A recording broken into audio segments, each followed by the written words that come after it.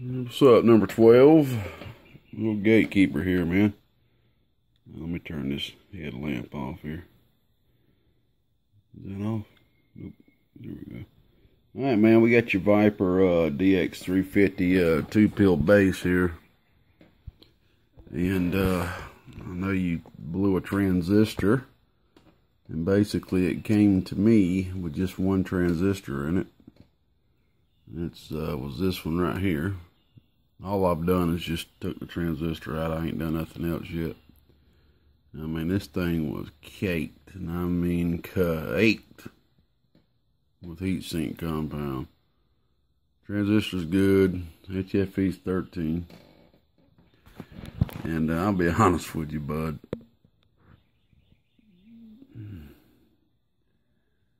This board really just needs to be rebuilt, man. Or shall I say a halfway rebuild. But I know that ain't what you're asking me to do, but if it was mine, I mean, these pill strips is missing copper in certain places. It'd be just best to pull this up, drop 2 new strips down, and one thing I am going to do is I'm going to take this wire right here off and put you a piece of coax down, man. Try to keep that 50 ohms as much as possible to the feed point there. And check the tune out, see if it needs to be retuned at that point. I can probably guess it might need to be.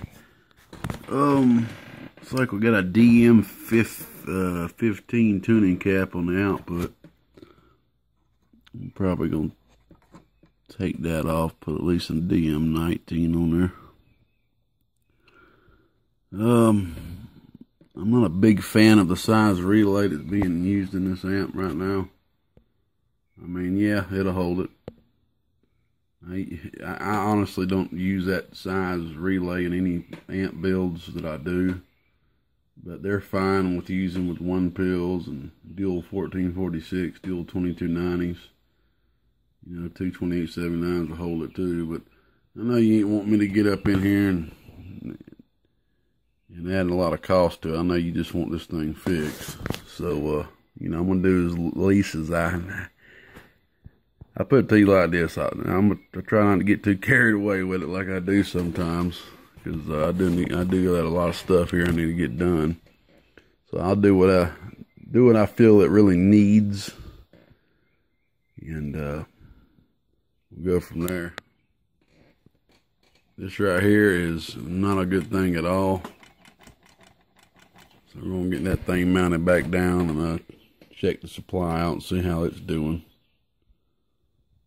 I know we talked about me putting a bigger rectifier in here for you, a module.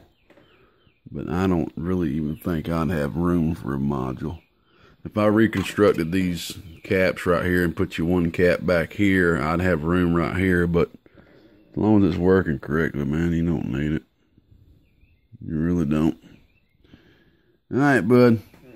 I got your 2 Toshibas right here. I'm going to throw in there for you. Okay. These right here are very high. These right here, I mean, close to the brand new, man. We got HFE of 62 and 64. Is that right? 62 and 47. Those ain't, hold on a second. Those ain't the right ones. Those are. Okay. Alright. Alright, man. 62 and 64. That's close to brand new status there, so you get lucky with that, man. Alright, we'll be back, bud. Hey, brother. Turn this headlamp off here. Alright. Well, if you see this switch right here, out to the side and slanted, I can probably take a wild guess the builder did not do this. They've got this switch right here slanted because the wire is too short. And I need to get to this transformer to drill. I'd rather not put my drill bit in between them wires there. So I'm basically going to have to rewire all this for you. And I'm looking at a connection on here too. See if I can't zoom in on there. See that connection right there? I mean, there's multiple threads that ain't even touching. It's not even soldered to it. So I mean, I can't even consciously let that go. I mean, I can't even tell. It looked like it could be touching the lead up under the bottom, which means it just would turn on right when it's plugged in. But yeah, whoever soldered this to this switch did not tin the wire before they solder. Always tin your wire before you solder, unless you're wrapping it around something.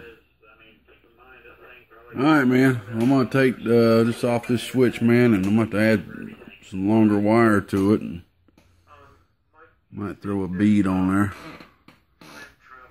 Might throw a little 103 cap while I'm at it, just for a little bit of filter on the AC. Alright, man, we're going to call it a night. Come out here and finish this joker tomorrow. I got this section done. Just got to throw the feedbacks on there. Had to put you two new 120s on there. One of your 120s was actually shorted, and that wasn't good at all. Went ahead and put you a metal clad on the output transformer, and go ahead and tune out the input. Probably gonna be tuning out the output too. I'm gonna run it and just see what it looks like. There's a 150 on the out. All right, bud. We'll be back. All right, number 12. We got you done here, bud. I know you thought this thing just needed a transistor, but it needed a little bit more work than that. Here's all the parts that came out of it. There's a transistor that was in it, which is still good. It's got a HFE of 13. Okay. If you want that, you can have that back, or we can trade it in towards the cost of the repair. Alright, bud. One thing, man, it's just how I am. I don't know if it's OCD or what it is, but if I see something that I just don't agree with, or I can see something that can be improved, it's real hard for me just to leave it alone and give it back to you. I mean, I'm trying to get better about that in a sense, but there's just certain things that need to be done. You know, that's if I see something that's electrically wrong, or it could cause something, a problem in the future, you know, I can't let it go back to you, man, in good conscience without me fixing it or replacing it or doing something about it. And of course, there's things that, you know, that can just be added just for good practice. And two of them things is right here. Let me turn my headlamp on, see if I can't get some light right there. Yeah, I'm sorry about this, man.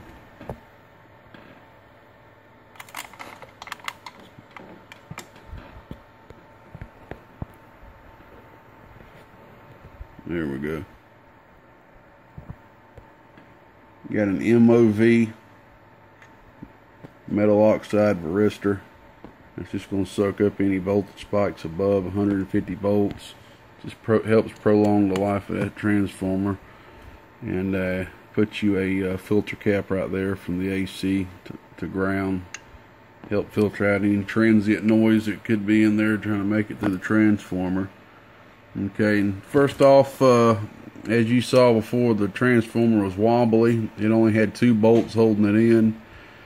I went ahead and drilled 2 more holes. So it only had 2 bolts holding it in to begin with, but it had been kind of bouncing around and it kind of got bent. One of the legs got bent, and I bent that back. So we got 4 stainless bolts now, stainless steel bolts holding that thing down, so that thing's not going to be going anywhere now. And because that ground right there was even loose. earth ground on the AC. Next thing was this switch right here was turned towards this direction because this wire right here was too short. I don't know if that was added on there later or what. So I went ahead and lengthened that wire, just threw a bead on there. That's something doesn't have to have. I just kind of threw it on there. It's, you know, good practice. So then I just soldered that back to the switch for you, man, and retightened the switch down. Okay. Next thing I did for you is I noticed, man, once you turn this box on and turn it back off, these LEDs will stay on for a good while. The reason why that is because this fan is an AC fan, so it's not pulling a load from the DC. So I went ahead and put you a bleeder resistor on there. Okay, so you got a bleeder on there now. Now all the LED lights will turn off in about 5 to 10 seconds or so. So that's just another one of them good practice things, pretty much. Your sideband delay cap was blown. Okay, it just was simply blown, so I went ahead and replaced that for you. Okay, one of your feedback circuits was pretty brown from a little bit of oscillations, like it was sticking a little bit. One of your 120s, I think I already mentioned, was bad. And that's the 1000 that was on there on the output transformer. So I just went ahead and replaced that with a metal mica. Alright, let me see if I can't. Hold on one second. We'll turn the box around so we can get a view of it on this side. The preamp right here was kind of just hanging. I put a little bit of double-sided sticky tape back there. I could have done a better job, but to be honest with you, the small relay that's used in here, I didn't want to kind of keep moving around on it and break one of them leads off on there. The relay is adequate enough for the box, but I just prefer to like to use at least a 5 amp myself, just mostly for contact, so they won't break off as easy and they're a little bit more forgiving.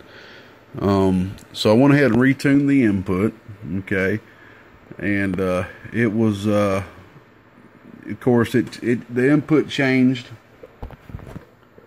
I don't know where that wire is. I think I put it in my scrap Teflon bag. But there was a wire coming from here to the input. I went ahead and replaced that with a coax, just keeping that 50 ohm all the way to the feed point of the actual transformer. And, you know, just because of me changing that, the input tune did change just a little bit, not much. About 20-25 picofarad. So I retuned the input for you, and I cleaned it up a little bit. I know I didn't have to do that, but just me, man. I'm OCD about some stuff sometimes. So yeah, I think that's about all I had to do to it, brother. One thing I do need to let you know, the way this preamp switch is hooked up is you can have the amp on and the standby, all this right here is your relay switch, okay?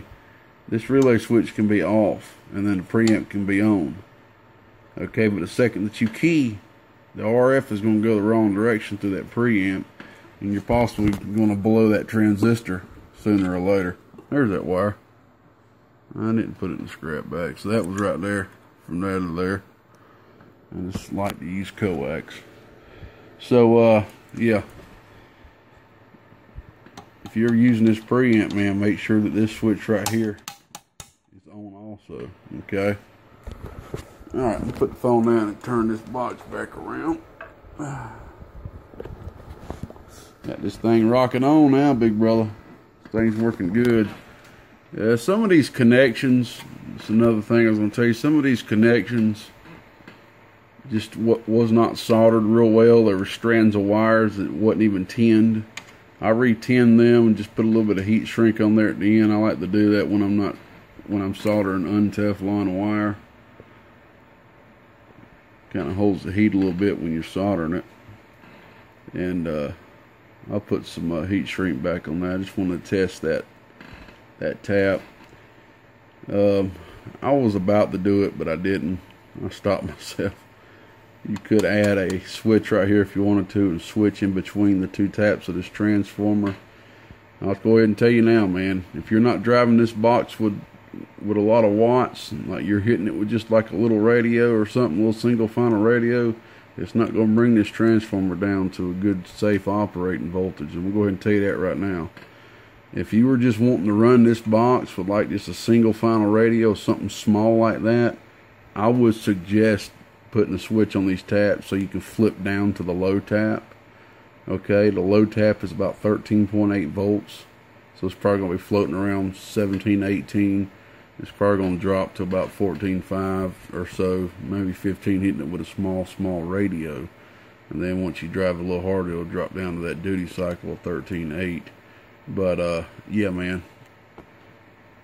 But the reason why I kind of left it, because once I did drive this for the driver, the voltage did go on down from that point. So that may be something you might want to do. It's pretty easy to add a switch on taps like that. Alright, brother. Go ahead and flip this thing on. Alright, it's floating at 20.2 volts. Alright, I got the bench radio hooked up, which is doing 4 watts RMS. My bird meter with my peak kit is, the batteries are dead over there. I have not ran to the store to get no battery. I left it on the other night. So we're not going to be seeing any peak readings. So we're just going to be looking at RMS, which is just fine. This box is working well now. Okay. 4 watt radio, and this is what I'm saying right here. I'm not going to really stay on it too much. Okay. 1000 watt slug. Oh. See, we're at 100 watts. Right. Now take a look at the voltage drop. Oh, that's 16.6 volts. It's a little hot. That's hitting it with 4 watts RMS, about 20 watts peak. I personally wouldn't want to rag chew with it like that myself. I mean, I know they got a breakdown voltage of 18 or so. These are some non-dot Toshibas. And by the way, yeah, I took that out right there, and I had a matching set for you of some used non-dot Toshibas. And I think I already showed that. The HFE on it was almost high. It's like they were brand new almost, man. So you got lucky with that. You really did. It's hard to find transistors that old with an HFE. I got a transistor that looks like it's been through hell and back, man. And the HFE on that damn thing is like 74. You know, on the Atlas. That's where you see a brand new Toshiba. I don't understand that. I don't know, man. That might have been in a box that just was not used or something. It don't even look like it was used, but I don't know. That's a weird one. All right, let's go ahead and flip this driver on. Let me show you what we're going to be hitting the driver. It's got the old epoxy 1 pill, which is going to be driving. Oh, looks like about 40 watts RMS. Okay. Turn the box back on.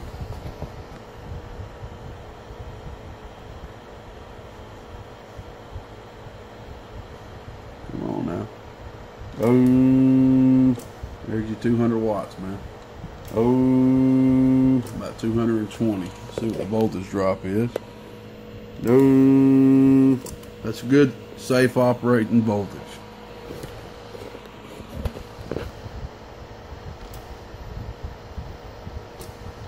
It's about a 50 watt dead key.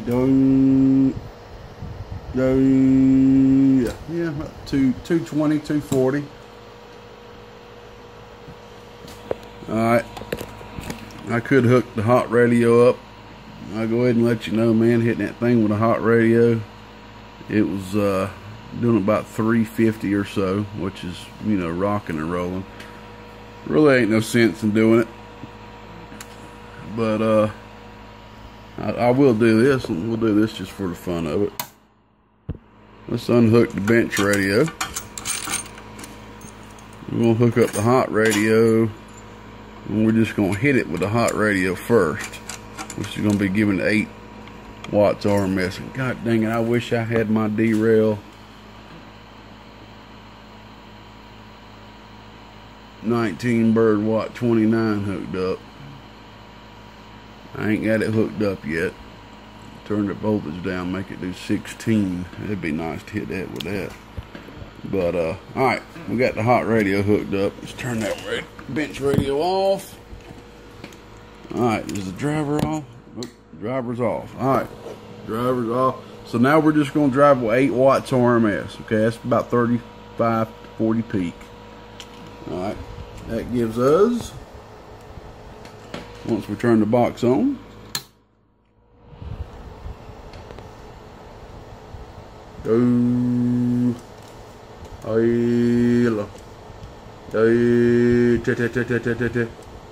Hey, what's going on out here on that chicken bob and ride mobile? What's going on out here, old gatekeeper out here cruising these 4 tires in this mobile, getting down about 160 to 180, just hitting it with the hot radio. And if we turn the old driver on, which I'm just gonna burp it real quick.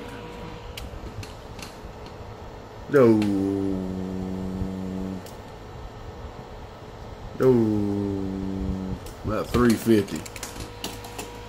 Pretty much what a dang 4-pill does on the low side. Oh, if you can make 2 Toshibas do 300 bird, you're doing very good.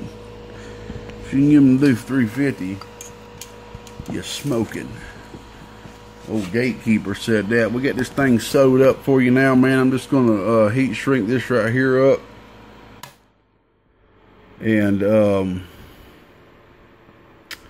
yeah, like I said, man, if you ever wanna, let me show you that bleeder resistor.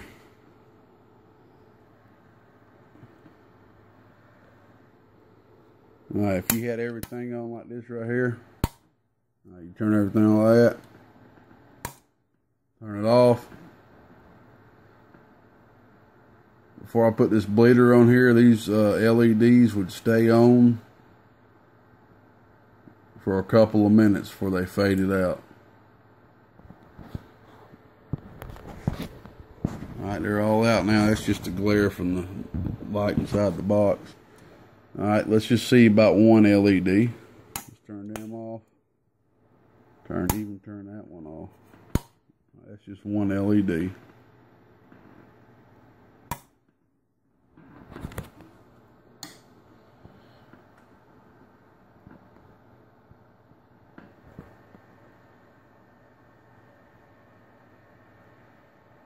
Now, before I put the bleeder resistor on there, this one LED would probably would have stayed on for about 5 minutes to 10 minutes probably. And it is out. There you go. So the bleeder resistor is doing what it's supposed to. Gets just a tad bit warm. That fan keeps it cool. Alright, there's your Viper DX350. I love to see Vipers come through here, man. I got respect for Vipers. Some good homebrew boxes built back in the, I think, 90s. Around the 90s, early 2000s. You got something like this you need done, give old Gatekeeper a shout. Check me out at gatekeeperamps.com. The website's going to be constantly being updated. Right now we just got HGs on there.